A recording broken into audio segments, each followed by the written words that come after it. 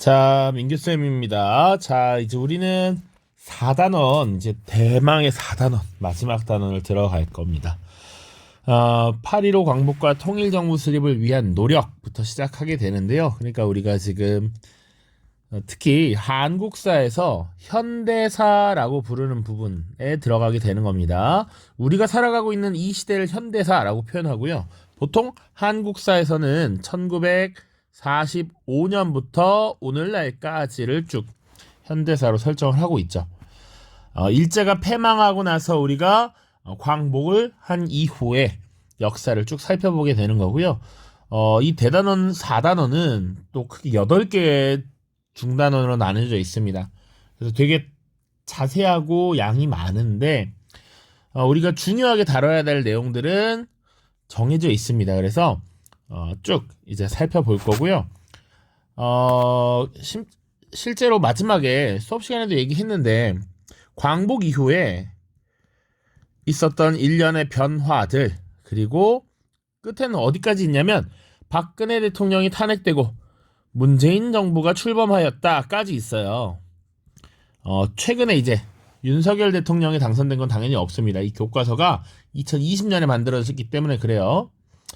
다음에 이제 2022 교육과정이 발표되고 2025년에 새로운 교과서가 나온다면 이제 윤석열 정부에 대한 내용이 나올 수도 있을 겁니다. 자, 아무튼 이제 쭉 살펴볼 거고요. 이 시기는 많다면 많고 짧다면 짧은 시간입니다. 우리가 그동안 구석기 시대부터 70만 년을 봤는데 이제 약 70년 정도의 역사만 남았습니다. 그래서 쭉 살펴볼 예정이고 실질적으로 우리가 그러면 2학기 끝날 때까지 다 나갈 수 있느냐라고 했을 땐 조금 어려움이 있을 것이다. 실제로 시험은요, 시험 범위도 이미 공지했지만 4.19 혁명 이후에 장면 정부가 수립됩니다. 장면 내각이 수립되어 1960년까지 시험에서 다룰 것 같고요. 그 이후에 시험이 끝나고 난 뒤에도 진도를 좀 나가서 나갈 수 있는 만큼 한번 살펴보도록 하겠습니다. 알겠죠? 자, 그래서 이제 쭉 들어갈 겁니다. 연표가 쭉 나와 있어요. 그래서 연표로 먼저 정리를 할까 고민을 했는데 내용 정리하고 한번 복습하는 의미로 연표를 보도록 하겠습니다. 자, 오늘 다룰 부분은 광복 이후 정부 수립 논의라고 되어 있어요. 그래서 시작은 1945년 8월 15일 우리가 빛을 되찾았다라는 거야. 광이 비치고 복은 회복했다라는 의미니까 일제의 억압으로부터 벗어났어. 일제라고 하는 우리 민족을 어둡게 만드는 그 가림막이 벗겨진 것이죠. 그래서 빛을 되찾았다라고 하는 것이고요. 끝은 48년 8월 15일 딱 만으로 3년 만에 이제 대한민국 정부가 수립되었습니다.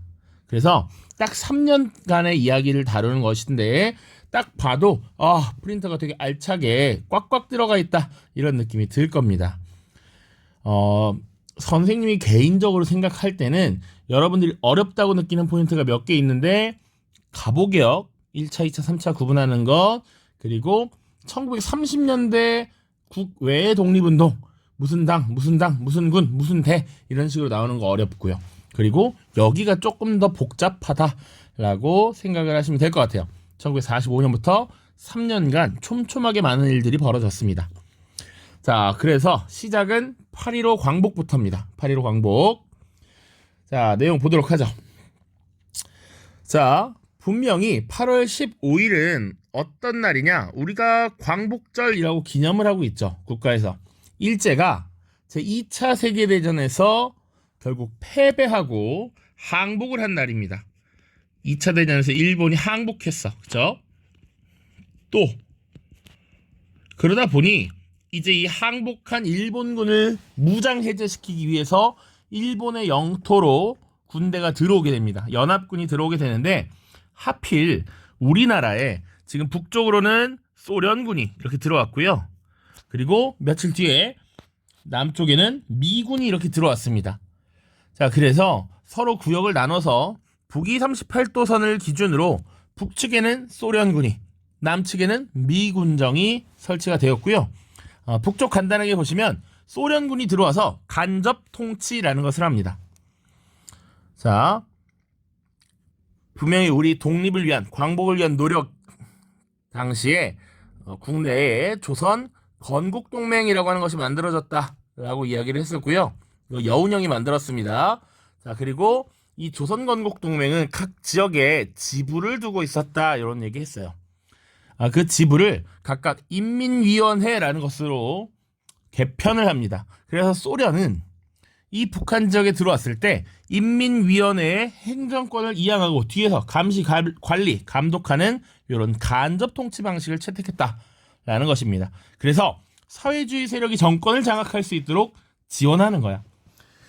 자, 반면에 남한은 어떠했느냐? 미군의 직접 통치가 이루어졌습니다.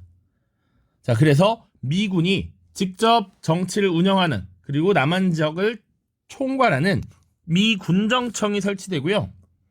그리고 기존의 독립운동기구 단체들을 인정하지 않았습니다.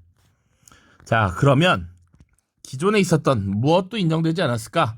아까 봤던 조선 건국동맹, 이미 국내에 있었던 것 당연히 인정 안 됐을 거고요. 화북지역에 조선 독립동맹도 있었죠. 이런 것도 다 인정이 되지 않습니다. 또 1919년부터 쭉 독립운동을 해왔던 대한민국 임시정부도 인정하지 않았습니다. 자, 그러다 보니 김구 선생님께서는 임시정부의 주석으로서 들어온 것이 아니라 개인 자격으로 귀국을 했고요. 이승만 그 외에 다른 인물들도 다 마찬가지였습니다. 개인 자격으로 귀국을 하게 됐다. 어떤 독립운동단체 구성원으로서가 아니라 그냥 개인 자격으로 국내에 들어오게 되었고, 미군정의 어느 통치 아래에 들어가게 되었다라고 보시면 되겠습니다. 자, 그리고 미군은 적은 인원으로 효율적으로 이 남한 지역을 통치하기 위해서 기존의 조선 총독부 체제를 재활용합니다. 그러니까 어쨌거나 조선 총독부가 일본이 만든 기구이긴 하지만 일본이 식민지 조선을 통치하기 위해서 만들어놓은 시스템이 있다는 것이죠. 그걸 활용하게 되고요. 그래서 문제가 뭐냐면 이때 친일파들이 다시 재등장하게 됩니다. 일본이 망하면 친일파를 청산해야 했는데 친일파가 제대로 청산되지 못했어. 왜? 기존에 일했던 사람, 너희들이 이런 걸 잘 운용할 줄 아니? 너희들 와서 일단 일해라. 그렇게 한 것이죠. 그래서 기존의 친일 세력들이 미군의 비호 아래 나는 반공주의자야 라고 하면서 딱 태도 변화를 하고 이제 반공주의자, 애국보수 이런 쪽으로 넘어가는 겁니다. 자, 이렇게 지금 분단이 되었고요. 그 이후에 어떤 내용들이 나오느냐? 기존에 여운형이 만들었던 단체 있죠. 그것이 등장하게 됩니다. 그것이 뭐였느냐? 조선 건국 동맹이었죠. 그것을 조선 건국 준비위원회라고 하는 단체로 이름을 개편하고 조직을 확대합니다. 그래서 보통 이것을 앞글자를 따서 건준이라고도 불러요. 광복 직후입니다. 광복 직후. 이것을 주도했던 것은 조선 건국 동맹을 만들었던 여운형과 안재용이고요. 조선 건국 동맹을 중심으로 조직했습니다. 자, 혹시 이 안재용은 또 어디서 나왔는지 기억나는 사람 있나요? 역사학을 다룰 때 배웠습니다. 민족주의 역사학. 신채호와 박은식의 민족주의 역사학을 계승하고 정인보, 문일평, 안재용 등이 조선 학운동을 벌였다라고 이야기를 한 적이 있어요. 자, 아무튼 여운형과 안재용 등이 조직을 했고요. 145개의 지부를 조직했어. 각 지역마다 우리 지역을 관리하는 이런 지부를 설치했고, 그리고 일제가 망해서 이제 돌아가야 해. 일본인들이 떠날 거란 말이야. 그래서 내부적으로 우리끼리 치안을 유지할 수 있는 치안대라고 하는 것을 설치합니다.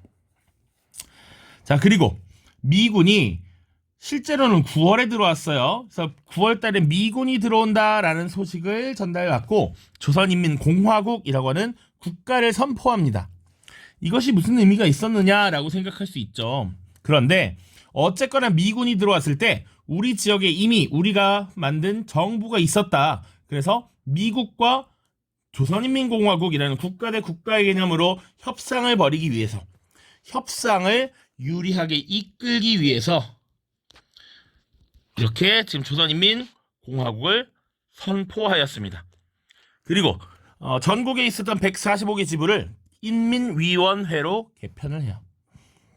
자, 여기서 나오는 인민위원회가 아까 소련군이 지원했다던 인민위원회와 같습니다. 그러니까 지금 한반도 전역에서 이런 인민위원회가 설치되고 각 지역에 대한 나름 자치권을 행사하고 있는데 북한에서는 소련군이, 남한에서는 미국군이 들어왔다라고 보시면 돼. 자, 그래서 8월 15일 광복했고요. 조선 건국준비위원회가 이런 활동을 벌였고 미군이 들어온 겁니다.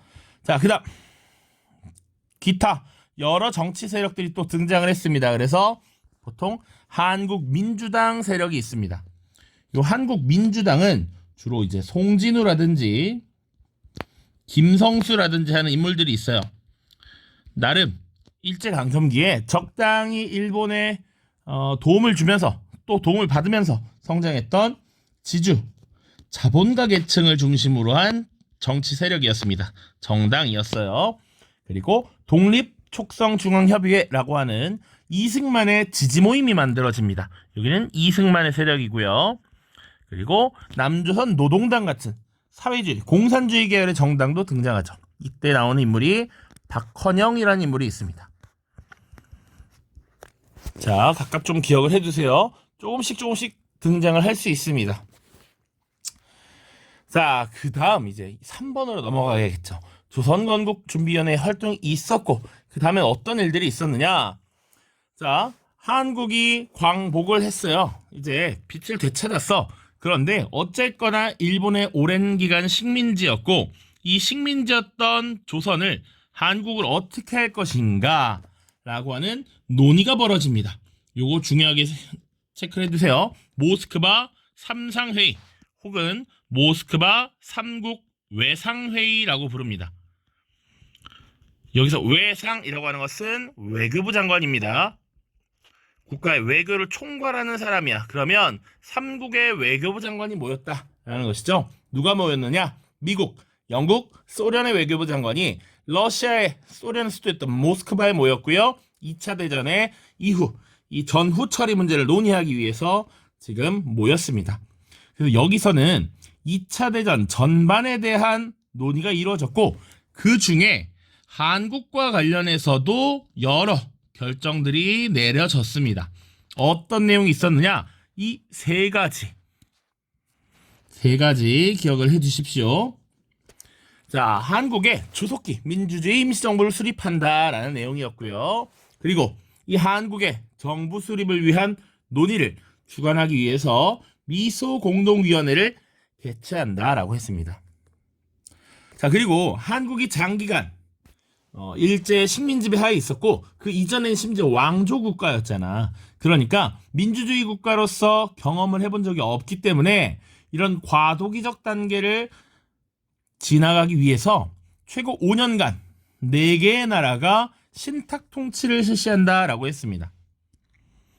자, 신탁 통치라는 건 사실상 식민지배가 더 연장되는 것 아닌가요? 라고 당시 우리 한국인들도 생각했다고. 그래서 이거에 대해서 되게 말이 많았습니다. 당연히 이 모스크바 3상회의가 국내에 전달이 되겠죠. 결과가. 보통 우익 세력, 민족주의 계열의 인사들은 보통 신탁 통치 반대 운동을 벌였습니다. 즉각적으로 아니야, 식민지배를 더 연장할 수 없어, 신탁 통치 절대 반대라고 했습니다. 그리고 좌익이라고 하면 보통 사회주의 계열입니다. 사회주의 계열, 남한에는 남조선 노동당 세력이 있겠죠. 처음엔 이들도 아니야, 신탁 통치 안 돼라고 하다가 처음에는 이 자극적인 내용이 주로 등장을 했던 것이죠.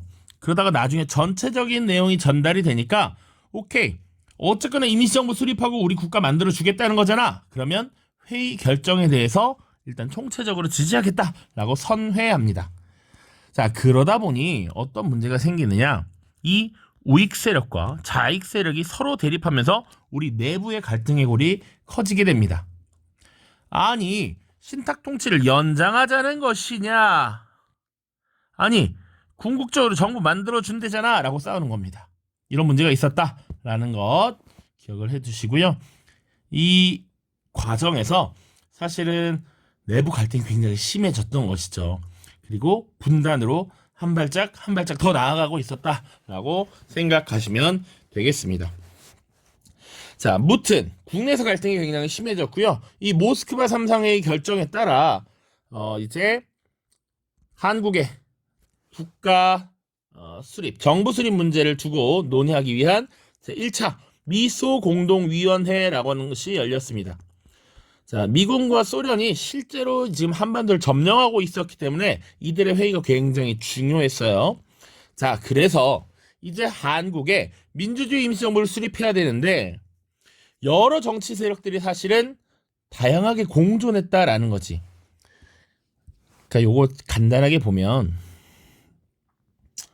자, 삐뚤니까 다시 한 번만 할게요. 자, 이렇게 좌우의 범위로 봤을 때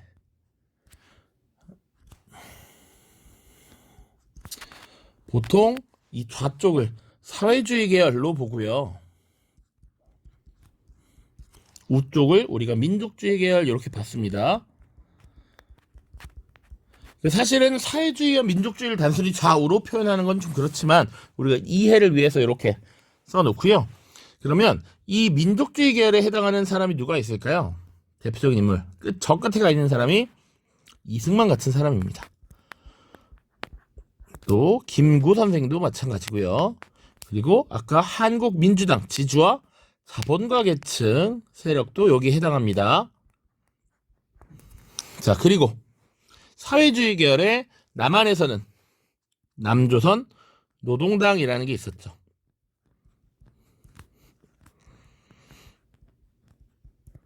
자, 그리고 뭐 요 중간에 누가 있느냐 그러면 중도 좌파라고 보통 부르는 사람들이 누가 있느냐, 여기 여운형 같은 인물이 있습니다.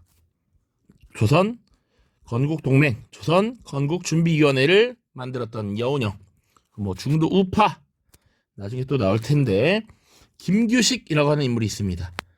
자, 대한민국 임시정부의 부주석이 된 인물이기도 하고요.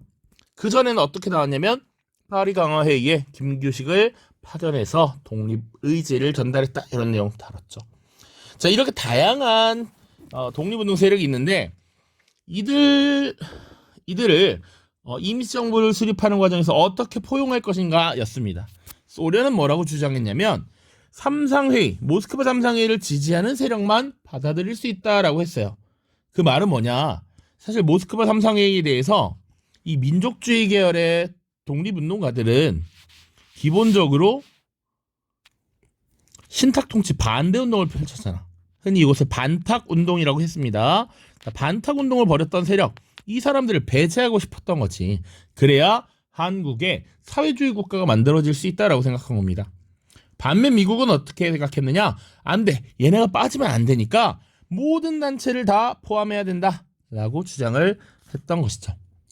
소련과 미국의 입장이 서로 갈리다 보니 결국 이 미소공동위원회 회의는 적절한 타협점을 찾지 못하고 무기한 휴회되는 모습이 나타납니다.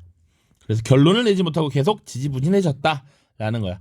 그것이 언제 있었느냐? 지금 1946년 3월에서 5월이었습니다. 그러니까 이 연도나 월을 외우는 게 아니라 스토리를 가져가야 돼. 첫 번째 지금 봤던 게 광복이야. 빛을 되찾았고, 북한에서는 소련군이, 그리고 조금 시간이 지나서 남한에는 미군이 들어와.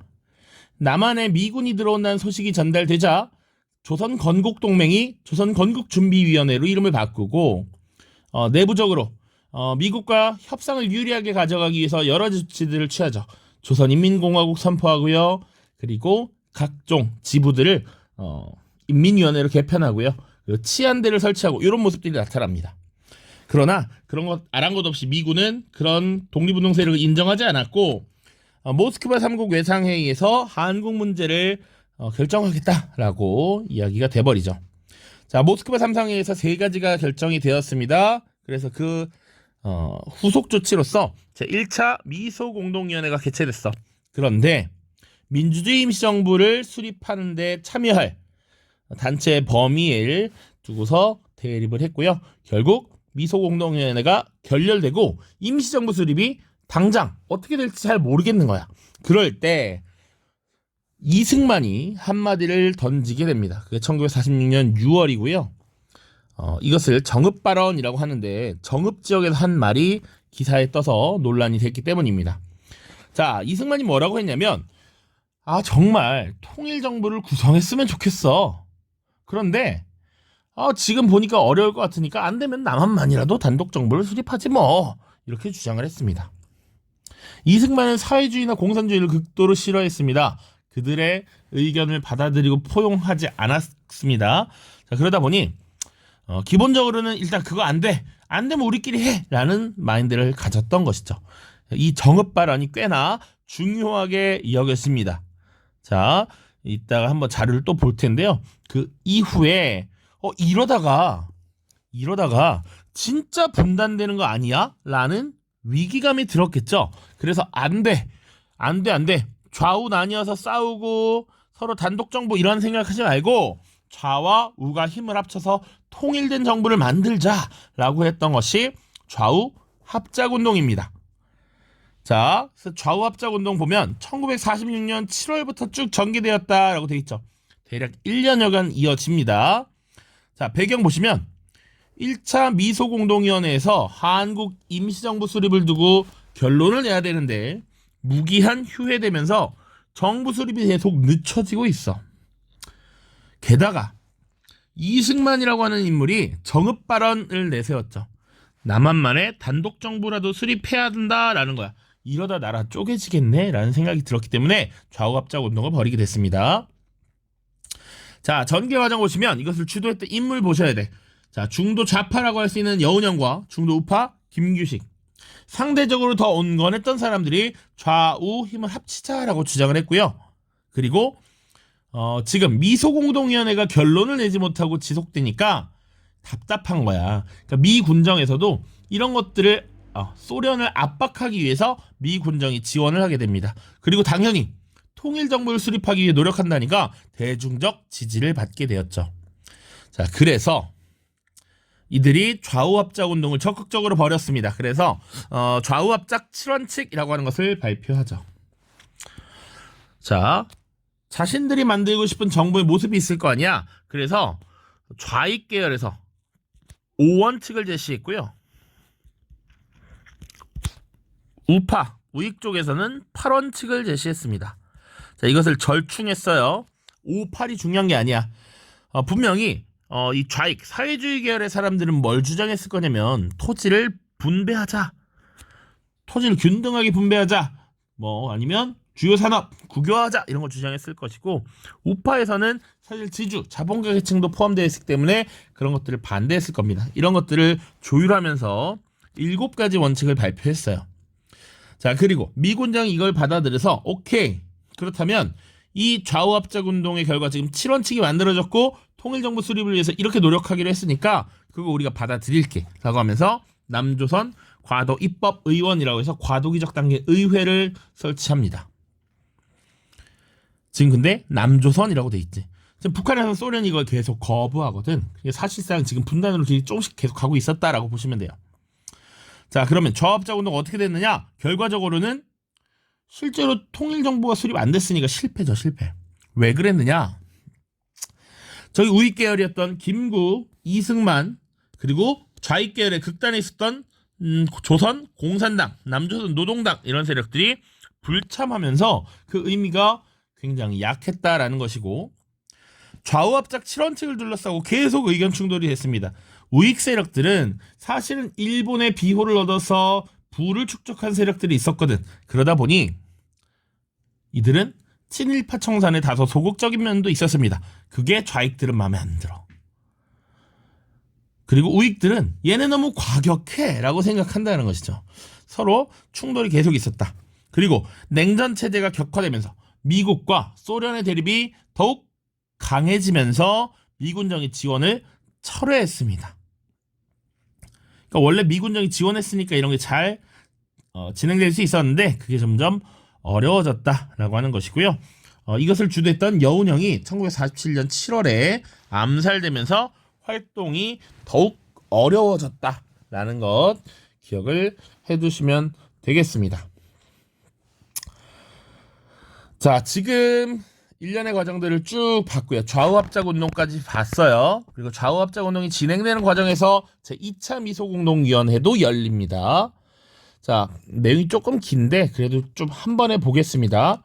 자, 좌우합작운동이 사실상 결렬되는 그런 단계로 넘어갈 때 미국과 소련이 다시 한번 테이블에 앉아서 모였습니다. 자, 그래서 한국 임시정부 어떻게 수립할까 논의를 하는데 뭐 1차에서 안 됐는데 2차라고 잘 될 것 같지 않죠? 그래서 대립이 지속되면서 협상이 결국 결렬되었고 미국이 한반도 문제를 유엔 총회에서 해결해달라 이렇게 넘겨버려요. 그러니까 미국은 사실은 이 유엔이라고 하는 기구의 설립을 주도했던 나라입니다. 그러니까 현실적으로 외관상 국제기구니까 유엔 총회에 맡기는 것이 현명하겠다라고 인식할 수도 있지만 사실은 유엔이라고 하는 기구는 기본적으로는 미국의 입김이 더 강했던 것이죠. 그래서 미국에게 유리한 쪽으로 넘기려고 했던 것입니다. 자, 그 이후에 어떻게 됐느냐? 이제 한국 문제가 유엔에서 다뤄지게 되는 일련의 과정이 나옵니다. 자, 세 단계로 지금 구분해야 돼요. 처음, 유엔 총회에서는 뭐라고 결정했느냐? 그거 너무 복잡하다. 니네 솔직히 사회주의 국가, 자본주의 국가 만들려고 하는 것인데 그러면 그 지역 사람들에게 물어보자라고 했던 거예요.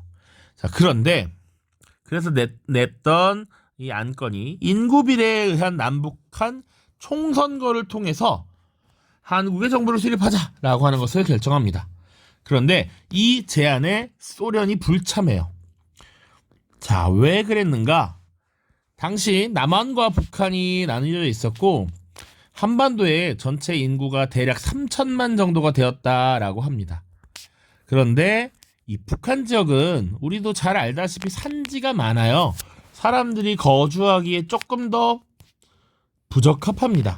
인구가 상대적으로 적습니다. 3천만 중에 1천만이 북한 지역에 있었고요.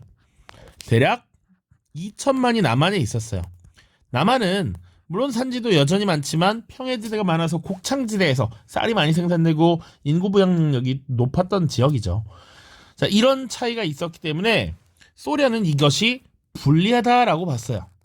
아니, 우리가 인구가 적은데 인구 비례에 의한 총선거를 하고 대표 의원을 남한에서 더 많이 뽑으면 남한에서 미국의 지원을 받는 사람들이 그들이 원하는 정부를 세우고 정치 체제를 만들 것이 아닌가라고 해서 불참하고요. 어쨌거나 유엔에서 결정이 됐기 때문에 유엔에서는 이 한국의 실상을 조사하기 위한 유엔 한국 임시위원단을 파견합니다. 이때 남한의 사정도 봐야 되고 북한의 사정도 봐야겠죠. 총선거를 실시하려면 그렇게 해야 한단 말이야. 그런데 소련이 너희들 북한 지역에 들어올 수 없어 라고 거부를 해버려요. 자, 그래서 임시위원단이 남한 지역만 보고 돌아갔겠죠. 유엔에서는 다시 어떻게 결정했느냐? 유엔 소총에서는 그렇다면 투표가 가능한 지역에서만이라도 총선거를 실시해라 라고 이야기를 했고요.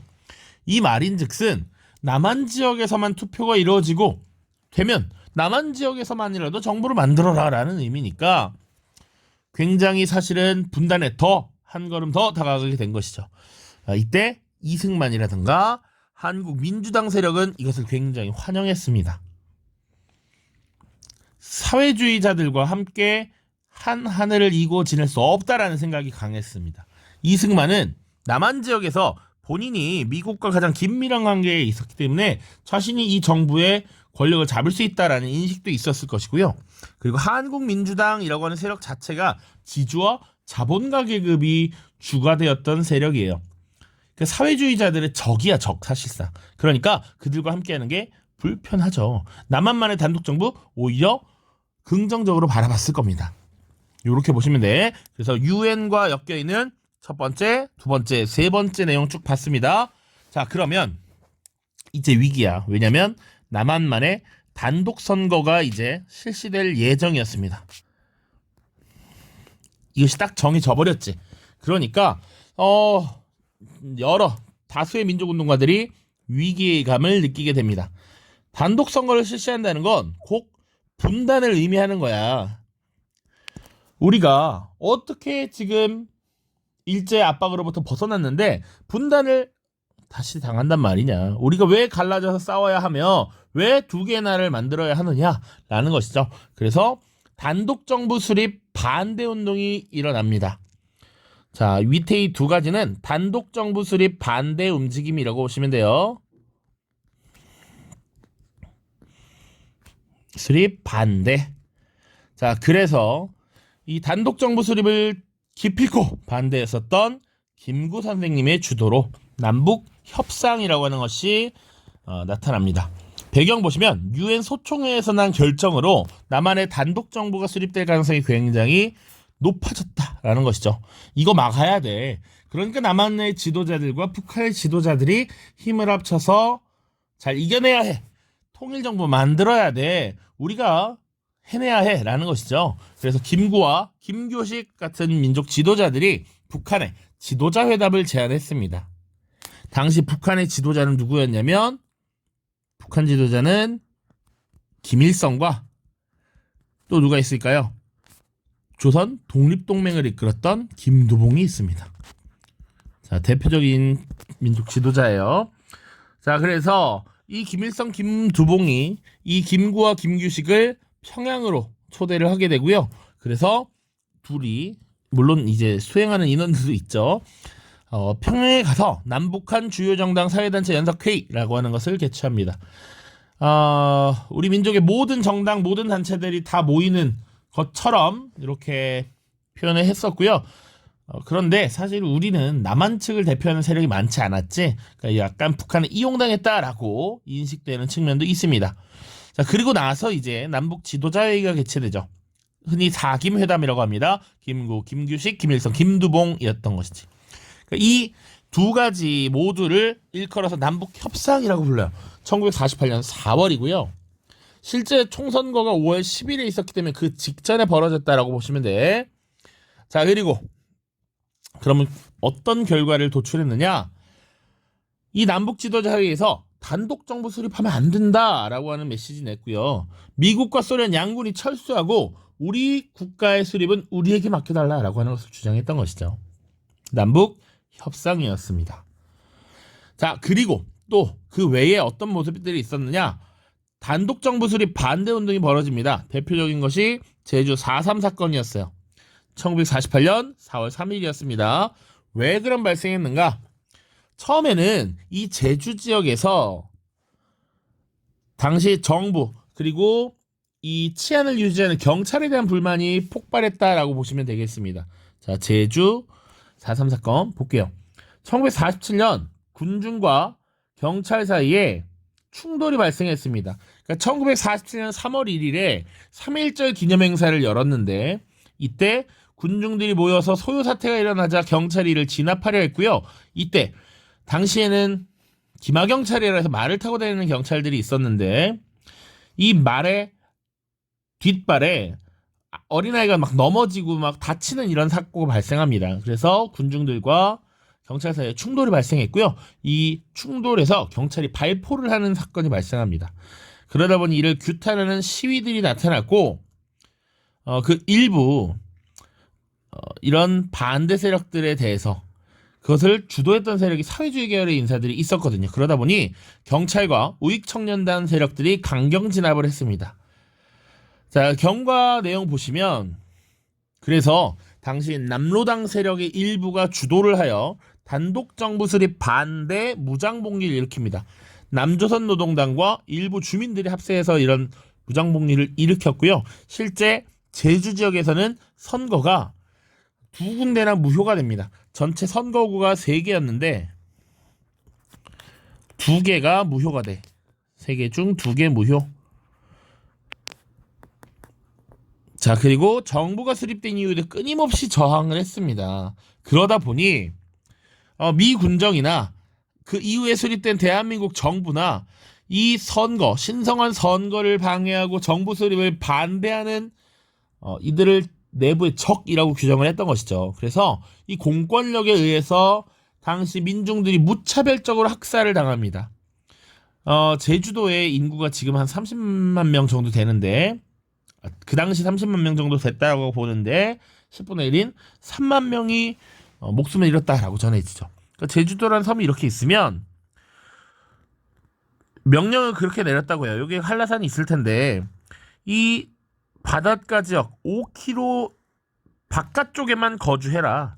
이 안쪽에 들어가서 숨어 사는 사람들은 다 반란군 빨갱이로 몰겠다. 빨갱이로 간주하겠다라고 해서 이 지역에 있는 사람들을 싹쓸이 해버려요. 그렇게 민간인들이 계속 학살을 당하게 됩니다. 이승만 정부가 무력으로 진압을 했고요. 당시 제주도에서 이 소요 사태가 커지자 여수 지역에 있는 군대를 제주도에 진압하러 보냅니다. 그런데 여수에 있었던 군인 세력들 중에서 또 사실은 좌익 세력들이 많이 있었거든. 그래서 그들이 제주도를 진압하러 가지 않고 또 반란을 일으킵니다. 그래서 이것을 여수 순천 사건 혹은 줄여서 여순 사건 혹은 여수 순천 10월 19일에 봉기했다 해서 19 사건 이렇게 부릅니다.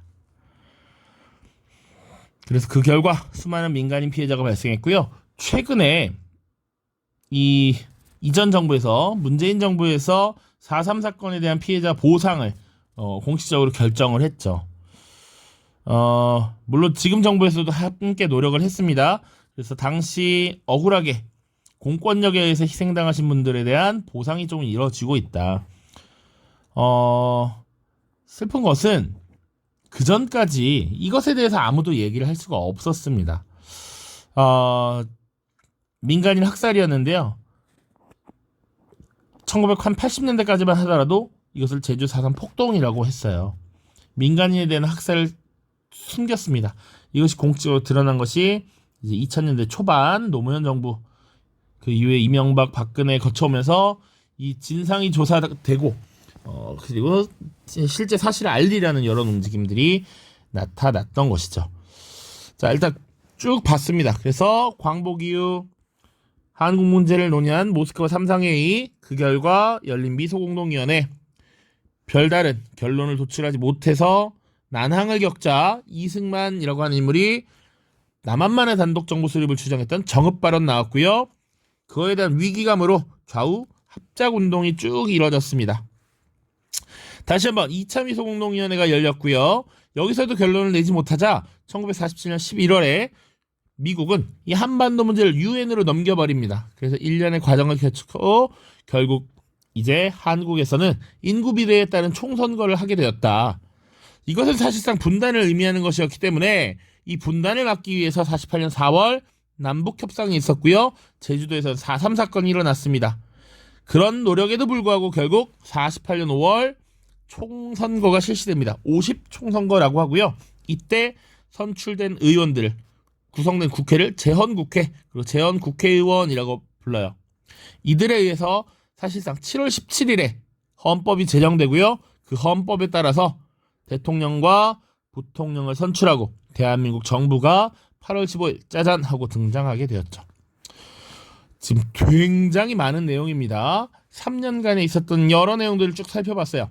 교과서 빠르게 살펴보고 끝내도록 하겠습니다. 자, 교과서 233쪽에는 이제 세계사 부분이 나와 있습니다. 냉전 체제가 형성되다라고 해서 전후 처리 문제, 전쟁 이후에 이제 전쟁을 방지하고 평화를 유지하기 위해 유엔이 만들어졌고요. 유엔이 어떻게 운영되었는지 나와 있습니다. 자, 그리고 2차 대전 이후에 냉전 체제가 형성되었다. 미국을 중심으로 하는 자본주의 진영, 소련을 중심으로 하는 공산주의 진영이 나뉘었고 이들이 대립하면서 실제 전쟁을 벌이진 않지만 전쟁에 버금가는 국제적인 이런 분위기가 형성되었다라는 것이죠. 이것이 냉전 체제라고 불립니다. 자, 그 다음 이제 235쪽부터 이제 본격적으로 우리가 다룬 내용이 나와 있습니다. 본문은 진짜 필요한 부분, 다루지 않은 부분만 보고요. 가급적 자료를 보도록 하겠습니다. 자, 생각열기 보시면 광복 이후에 국내 독립운동가들이 귀국하는 이런 상황들을 보여주고 있습니다. 그래서 1945년 12월에 있었던 대한민국 임시정부 귀국 환영대회라고 열려 있는데, 자, 보시면 미 군정은 한국인이 만든 행정기구를 인정하지 않았다. 이 때문에 임시정부 요인들은 개인 자격으로 귀국해야 됐고 인민위원회도 주체적으로 활동하기 어려웠다. 여기 인민위원회는 어떤 단체에서 조직한 기구입니까? 원래 조선 건국동맹의 지부를 개편한 것이죠. 조선 건국 준비위원회에서 만든 기구였다라고 보시면 돼. 각 지역을 관할하는 기구 인민위원회. 자, 그 다음 쭉 보도록 하죠. 내용은 다 봤는데요. 광복과 관련해서 8월 15일 일본 국왕의 연합군에 무조건 항복하겠다고 선언했고요. 그래서 광복을 맞이했습니다. 광복은 연합군의 승리를 얻은 것이기도 하지만 우리 민족의 끈질긴 독립운동의 결과이기도 했습니다. 자, 그러나 일본이 갑작스럽게 항복하면서 기존에 계획됐던 국내 진공작전 등과 같은 독립운동 세력의 노력들이 무산되면서 우리 스스로 자주적인 정부 수립이 어려워졌다라고 되어 있습니다. 자, 그리고 얄타 회담 이후 대일본전에 참가한 소련군은 8월 11일부터 한반도에 들어오기 시작했습니다. 그리고 일본군을 무장해제하면서 한반도 북부 지역을 점령했고요. 미국은 소련이 생각보다 너무 빠르게 내려와. 그러다 보니까 소련이 한국을 다 장악할 것 같은 거야. 소련의 이 공산주의 확산을 막아야 하는데 이것을 막기 위해서는 분할 점령이라고 하는 것을 제안했던 것이죠. 한반도 단독 점령을 막기 위해 38도선을 기준으로 한 분할 점령을 제안했다. 그래서 이북 지역엔 소련군이, 이남 지역은 미군이 관리하게 됐고요. 미국은 직접 통치, 소련은 간접 통치를 했습니다. 나머지는 읽어보시고요. 38도선, 민족의 분단선이 되기까지 이렇게 나와 있습니다. 실제로 소설에 나와 있는 38도선에 대한 이런 거리감, 이런 안타까움, 이런 것들이 나와 있는 것이죠. 대략 보시면 주인공의 가족 일행은 38도선을 땅에 가볍게 그어놓은 선 정도로 넘기고 넘어가다가 실질적인 분단선이 된 상황을 마주했습니다. 자, 본래 38도선은 전후 처리를 위해서 임시 경계선으로 설정했기 때문에 원래는 왔다 갔다가 할 수 있었습니다. 그러나 3년 동안 미군과 소련이 통치를 하게 되고요. 냉전 체제가 심화되다 보니 실제 이것이 분단선이 되어 버렸죠. 그리고 1950년에는 심지어 전쟁이 발생하면서 이 38도선 말고 휴전선이 생기게 되는 겁니다. 자, 조선건국준비위원회의 활동 나와 있습니다. 자, 조선건국 동맹을 개편한 것이고요. 여러 나와 있습니다. 치안대 설치, 그리고 좌익 세력이 주도하면서 우익 세력이 이탈했다. 미군이 9월에 한반도에 들어온다는 소식이 알려지자 협상에서 유리한 입장을 확보하기 위해서 정부 형태로 개편했고 각 지부도 인민위원회로 바꿨다. 그리고 조선인민공화국을 선포했다. 그리고 송진우와 김성수 중심의 한국민주당, 그리고 이승만의 독촉이라고 합니다. 독립촉성중앙협의회, 그리고 김구 한국독립당, 임시정부의 여당이었습니다. 자, 조선건국준비위원회 강령이라고 나와 있네요. 우리는 완전한 독립국가의 건설을 기함, 정치적, 경제적, 사회적 기본 요구를 실현할 수 있는 민주주의적 정권의 수립을 기함, 일시적 과도기에 있어서 국내 질서를 자주적으로 유지하고 대중생활 확보를 기함.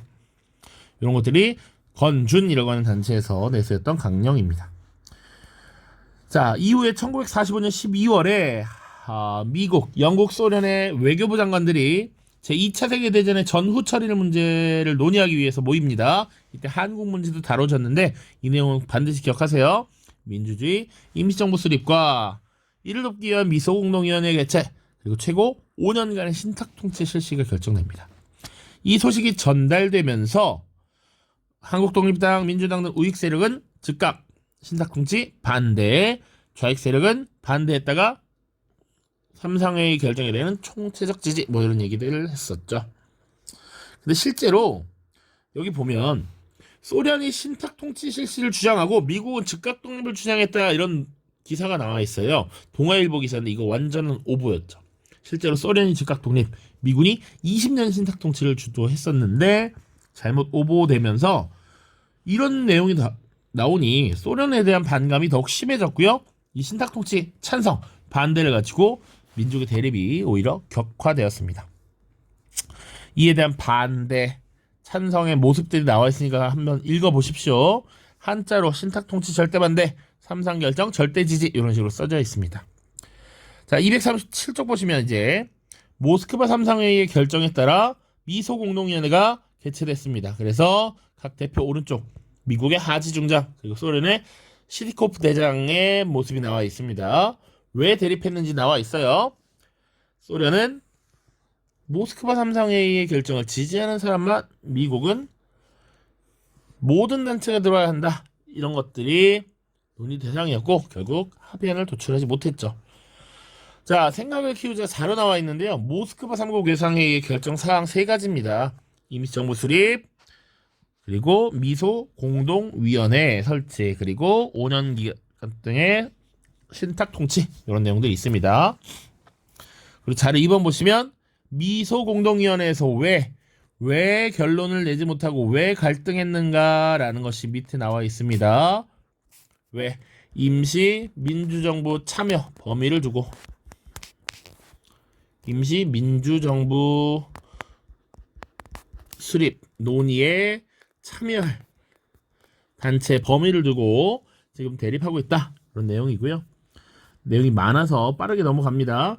자, 생각 열기에 보시면 통일정부 수립을 위해 노력하다. 여운형과 김규식이 벌였던 좌우 합작운동에 대한 자료 있죠. 자, 그래서 누가 주도했는지, 왜 등장했는지 이런 것들이 나와 있습니다. 근데 조금 더 자세히 보면 좌우 합작 7원칙 중에서 좌익 세력과 우익 세력이 대립을 벌였던 것 보시면 신탁통치, 토지개혁, 친일파 처벌 문제 등에서 좌익과 우익의 입장이 충돌했다. 그러던 중 냉전체제가 격화되자 미군이 지원을 그만두었고요. 여운형이 암살되면서 결국 중단됐습니다. 왼쪽에 보시면 좌우합작위원회 기념사진을 찍는데 여운형이 암살된 이후에서 여운형의 사진을 합성한 것이죠. 지금으로 치면. 자, 좌우합작 7원칙이 나와 있습니다. 자, 좌우합작으로 민주주의 임시정부를 만들 것, 미소공동회원에 속개해서 빨리 임시정부 만들 것, 그리고 토지분배, 이런 것들이 사실은 논란의 거리가 됩니다. 좌익과 우익들의 생각이 달라서.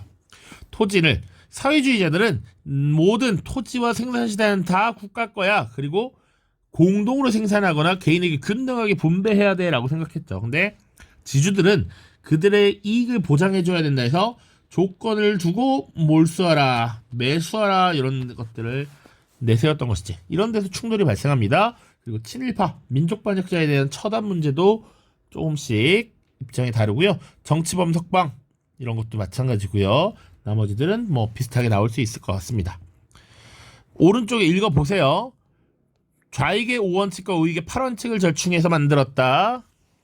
그리고 자, 밑에 요거 토지, 농지개혁과 관련된 내용이 있습니다. 이는 당시 북한에서 추진되고 있었던 정책 추진, 사회주의 개혁이 신경이 쓰였기 때문에 그들과 유사한 형태로 개혁을 추진해야 된다라는 압박감이 있었다 정도로 인식하면 되겠습니다.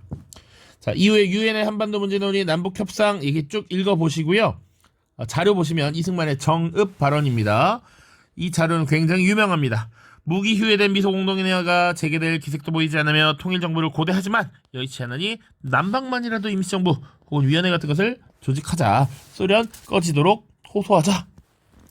안 돼! 라고 하면서 김구 선생님이 발표한 내용이죠. 이거 굉장히 유명한 자료이죠. 나는 통일된 조국을 건설하려다가 38도선을 베고 쓰러질지언정 일신에 구차한 안위를 취하여 단독 정부를 세우는 데는 협력하지 아니하겠다. 갑자기 끊겨서 단독 정부 수립 반대운동 4.3 사건과 여수순천 10.19 사건이 있습니다. 읽어보시면 되겠습니다. 자, 일단 오늘 여기까지 하겠습니다. 안녕.